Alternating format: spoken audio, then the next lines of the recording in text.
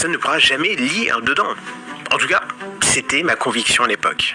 Sauf que voilà, depuis quelques années, j'ai commencé à tomber sur des études, des conférences, des articles scientifiques qui m'ont fait réaliser quelque chose de troublant. Qu'on n'est plus dans la science-fiction. On n'est plus au fantasme. Des chercheurs dans des laboratoires, tout ce qui est le plus réel, avec des machines qui existent aujourd'hui, arrivent à voir ce que vous voyez, à entendre ce que vous pensez, à reconstruire pixel par pixel des images qui se forment dans votre esprit. Et ils font ça sans ouvrir votre crâne, sans vous toucher, juste en observant votre cerveau de l'extérieur. Quand j'ai commencé à creuser, à lire des études, à écouter des conférences, des chercheurs qui travaillent dessus, ce que j'ai découvert m'a vraiment surpris. Parce que la question n'est plus de savoir si c'est possible. C'est réglé, ça y est, ça l'est déjà. La question maintenant, c'est jusqu'à où on peut aller. Et surtout, est-ce qu'on est prêt ? On vit une période où l'IA évolue à une vitesse folle. Chaque semaine, il y a de nouveaux modèles, de nouvelles technos, de nouveaux outils qui sortent. Et aujourd'hui, le vrai défi, c'est plus seulement de s'y intéresser, c'est de réussir à suivre le rythme et de savoir quel outil utiliser pour quelle tâche.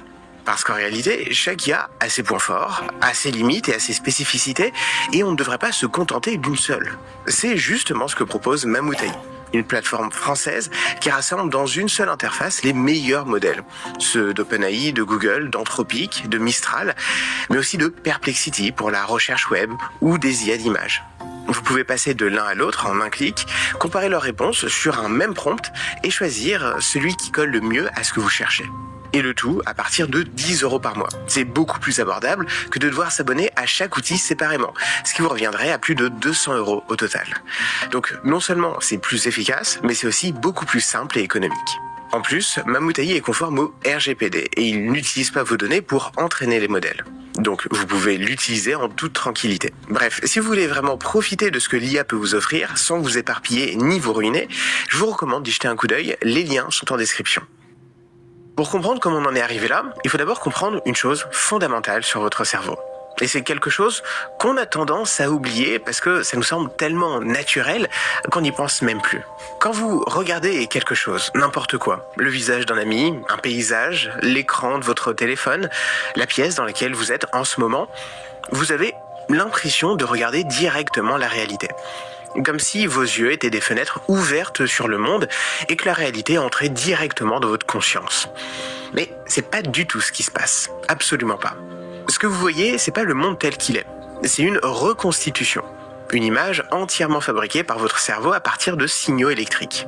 La lumière entre dans vos yeux, frappe votre rétine et à partir de là, c'est terminé. Il n'y a plus d'image, il n'y a plus de couleurs, il n'y a plus de forme, il n'y a que des impulsions électriques, des minuscules signaux qui remontent le long de vos nerfs optiques jusqu'à l'arrière de votre crâne dans une zone qu'on appelle le cortex visuel. C'est là, dans cette zone, que votre cerveau fait quelque chose d'extraordinaire. Il prend ces signaux bruts, ces impulsions qui ne ressemblent à rien, il les interprète, il les assemble, il les colore, il leur donne du volume, de la profondeur, du mouvement. Et il vous présente le résultat final comme si c'était la réalité, comme si vous voyiez le monde directement. C'est un petit peu comme un peintre aveugle à qui on donnerait des instructions.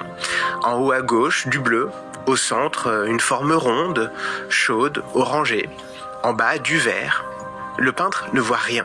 Il n'a jamais vu le ciel, le soleil ou l'herbe. À partir des instructions qu'on lui donne, il peint le tableau. Et c'est ce tableau que vous appelez voir. Votre expérience visuelle, aussi riche et vivante qu'elle vous semble, n'est rien d'autre que le tableau d'un peintre aveugle. Et c'est là que ça devient intéressant. Pourquoi c'est important ?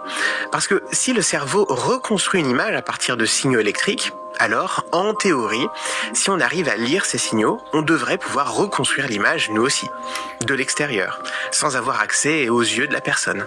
Le tout, juste en lisant l'activité de son cerveau. Et c'est exactement ce que des chercheurs ont réussi à faire. Pas dans un futur lointain, pas dans un laboratoire secret, là maintenant, dans des universités publiques avec des résultats publiés et vérifiables. À Toulouse, en France, un neuroscientifique du CNRS qui s'appelle Rufin Valrulen travaille depuis plusieurs années sur un projet qui, quand on le décrit, semble tout droit sortir d'un film de science-fiction. Et le protocole, même si la technologie derrière est extraordinairement complexe, le principe est assez simple à décrire. On prend une personne, un volontaire. On la met dans un IRM. L'IRM, en gros, c'est une machine qui permet de voir quelles zones du cerveau sont actives à un instant donné. Elle ne lit pas les pensées directement. Ce qu'elle fait, c'est mesurer le flux sanguin. Le principe est simple, quand une zone du cerveau travaille, elle a besoin